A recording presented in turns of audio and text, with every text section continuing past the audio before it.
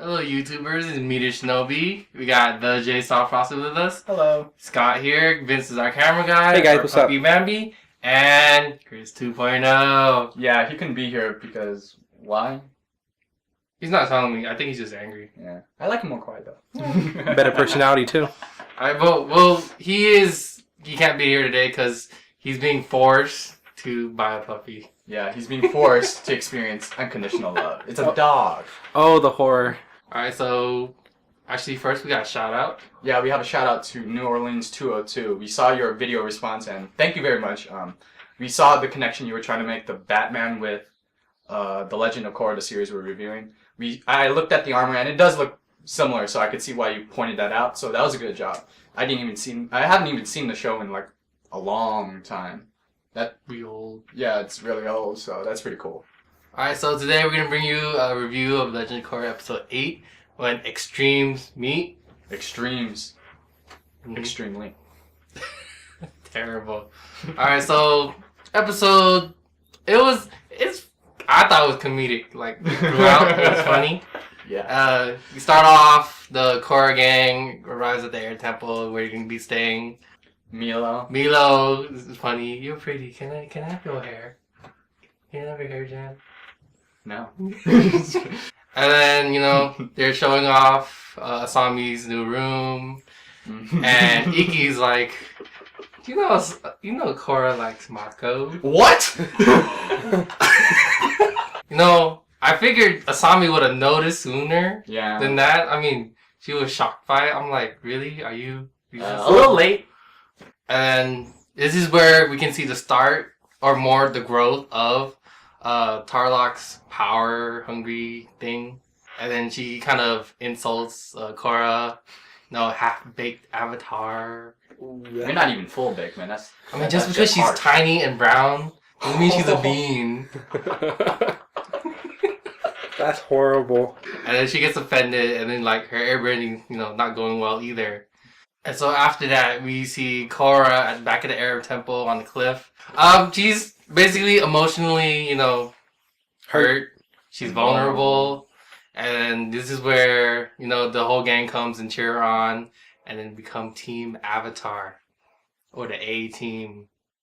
And then after that, so the next scene, they're chasing some of the Equalists on motorcycles.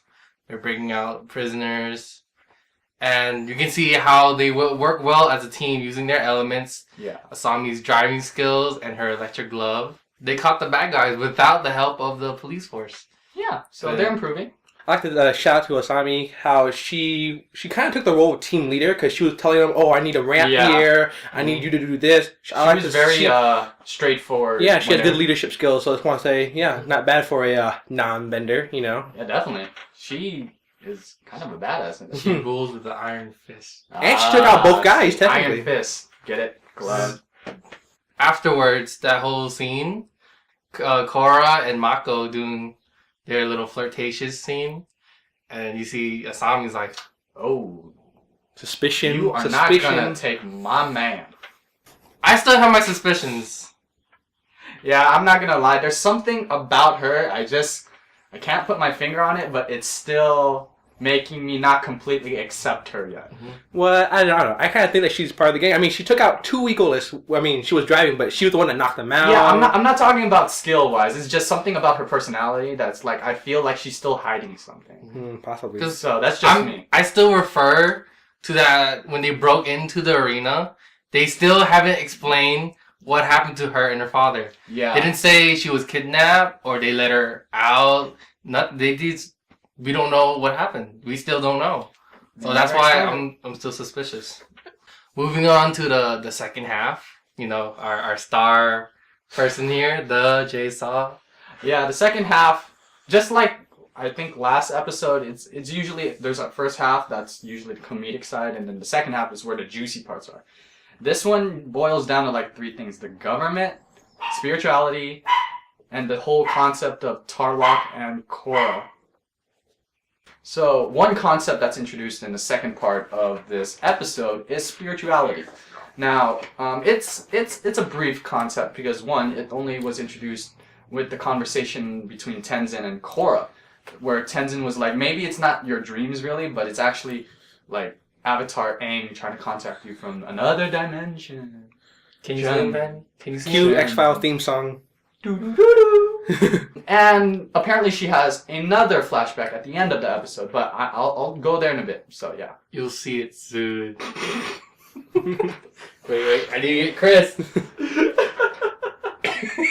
So the second concept that's introduced for the second part of this episode is, well, the government. I mean, this applies to our real world as well because it makes some connections because Tarlok makes a suggestion for rules that he really wants to enforce. The first one is it is illegal to be an equalist, and it is also illegal to be even associated or even affiliated with anything to do with the equalists. So that was interesting. Also, they're placing a curfew on all non-benders that they have to be in their homes by nightfall or before nightfall, depending on how that works. You know, and it also goes past law. I mean, they took away the power to a city block, which is just a basic human right. I mean, it's almost martial law, and they're arresting people without due process. They're arresting them without justification, no lawyers or anything, and it's not even a 24-hour thing. They get to hold them under arrest for however long they want. I mean, that's just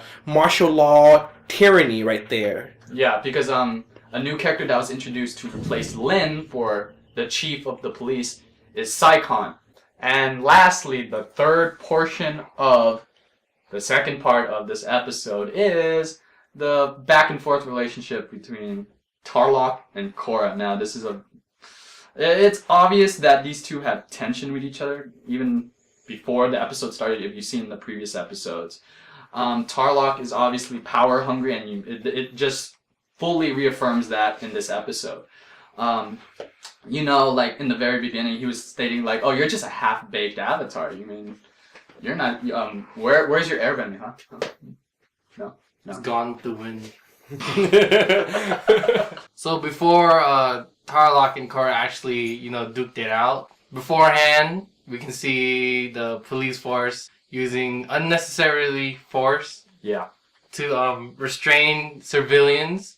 And so the Team Avatar went to go help them out, but they get arrested. Yeah, the gang got arrested. First, Asami, just because apparently she is affiliated with, well, the father. If you've seen last episode, he is revealed to be the one that's sponsoring and supplying the weapons, the gloves and the super mechs or the mecha tanks, whatever they call it. So because of that, they had the justifications to arrest her due to the new rule.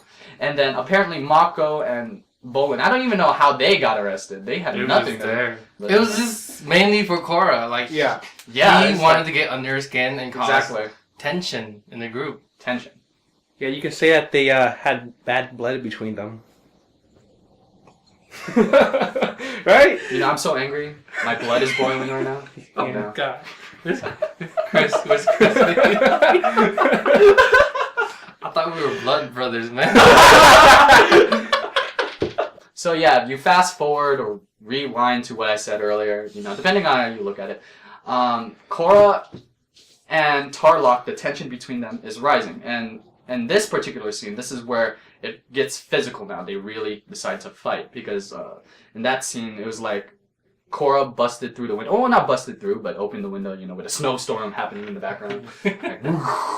Tarlok was like, "Oh, Korra, didn't expect you to be here." And then, his wimpy assistant, like, "Sir, no one's here.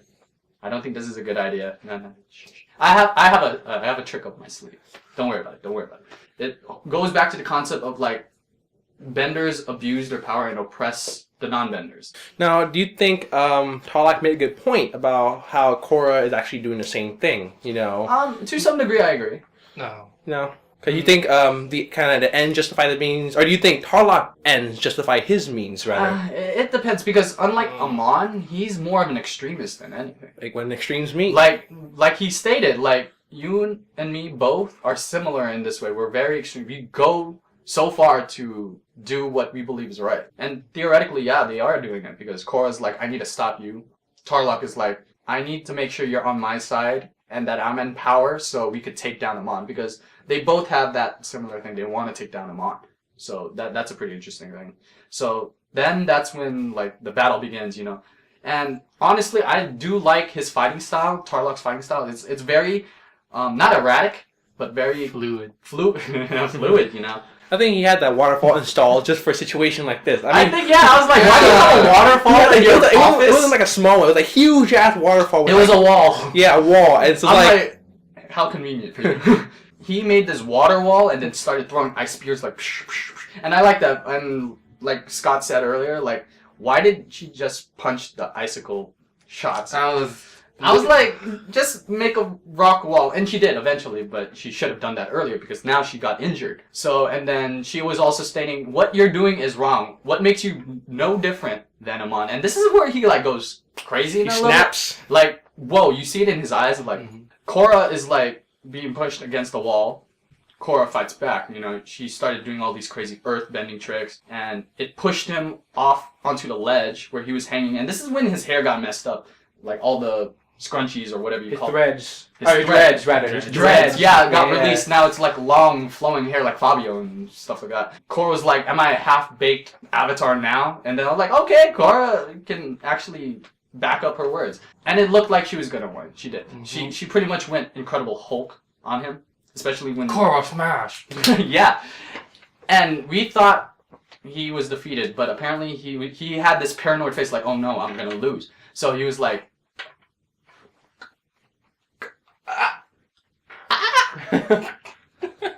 Bloodbending. And I'm like, really? Really? I'm like, oh my gosh, that's just not fair. Bloodbending is a very OP power for the Avatar world, so I was like, it's not fair. It's not even a full moon. I'm like, how the heck is he doing this?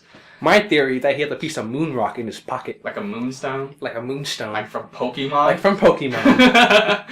He's evolving. His skills are evolving. I mean, like like Korra stated, how are you able to bloodbend without the full moon? Because that's when you're most powerful. That's when a waterbender is most powerful. Therefore, you could bend because the body's like 70% water, so that's how you're able to bloodbend. Him to do it without the full moon, because obviously at the end of the episode, they pan out to the scenery, and we see the moon is just a crescent moon.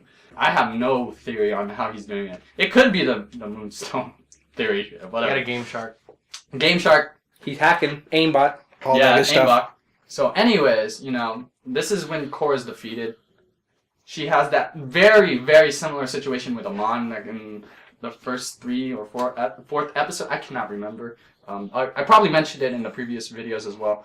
It's basically Tarlok is above Korra while she's on the floor, like blurry. Like, that scene was very, very similar to when Amon responded to Korra's call out, like, you know, come at me, Amon, come at me.